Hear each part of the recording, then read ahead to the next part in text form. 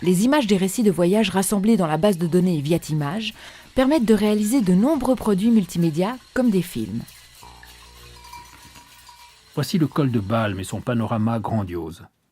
John Murray, dès la première édition de son Handbook for Travelers in Switzerland, le présente comme « a most glorious view, a magnificent scene ». Alexandre Dumas, qui fait le voyage à la même époque, raconte qu'il reste anéanti dans la contemplation de ce tableau. Nous avons produit avec Nicolas Bugnon 2 films d'environ 12 minutes chacun. Le premier s'appelle « Qui regarde le paysage » et le second s'intitule « De Martigny à Chamonix, sur les pas des voyageurs d'autrefois ». Nous pouvons zoomer sur les petites scènes que beaucoup de dessinateurs présentent. Focalisons notre attention sur cette population des images.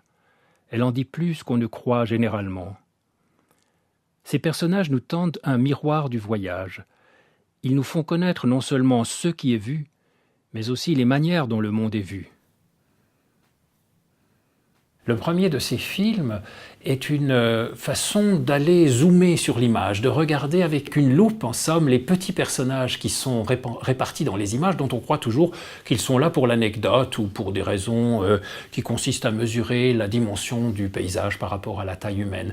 Mais en réalité, ces personnages nous racontent des histoires. Et dans chacune des images, des mini-histoires, des micro-récits sont présents. Et je me suis intéressé à ça et je me suis rendu compte aussi que ces personnages nous montraient quelle était la relation des voyageurs de l'époque ou des habitants des régions visitées par ces voyageurs, quelle était leur relation avec les paysages.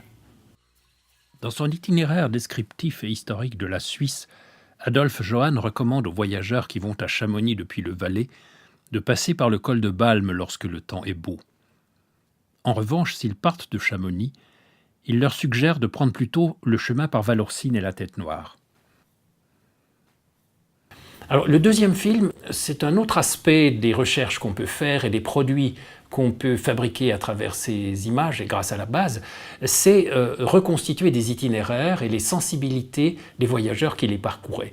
L'itinéraire de Martigny à Chamonix a été en somme découvert et véritablement parcouru à partir du milieu du XVIIIe siècle et surtout au XIXe siècle.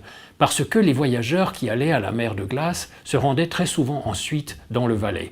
Ils partaient de Genève, ils montaient à Chamonix, ils descendaient à travers le col des Montets, puis la Fourclaz, cet itinéraire vers le Valais, et ils visitaient le Valais.